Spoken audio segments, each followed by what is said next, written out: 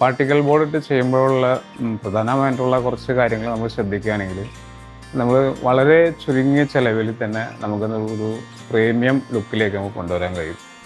കാരണം ഇത് already pre laminated sheet ആയതുകൊണ്ട് തന്നെ നമ്മൾ സ്ക്രൂ ചെയ്യുന്ന ഭാഗങ്ങളൊക്കെ നമ്മൾ ശ്രദ്ധിക്കണം. സ്ക്രൂ പുറത്ത് കാണുമ്പോൾ നമുക്ക് ആ ഒരു ലുക്ക് നഷ്ടപ്പെടും.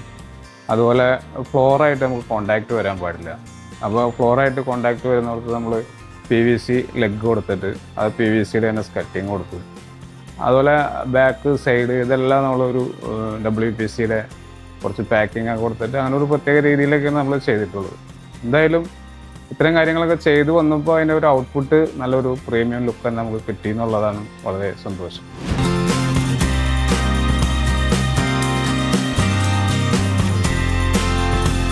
രണ്ട് തരം കാലാവസ്ഥകളാണ് നമുക്കുള്ളത്. ഒന്ന് ശക്തമായ ഈർപ്പവും പിന്നെ ഡ്രൈയും. ഇതിനെ നമ്മൾ പ്രതിരോധിക്കുക എന്ന് പറഞ്ഞു കഴിഞ്ഞാൽ ഈർപ്പത്തിനെ പ്രതിരോധിക്കാൻ വേണ്ടിയിട്ടാണ് നമ്മൾ താഴെ നിന്ന് വരുന്നുള്ള സ്കട്ടിങ് PVC സ്കട്ടിങ് ഉപയോഗിച്ചിരിക്കുന്നത്.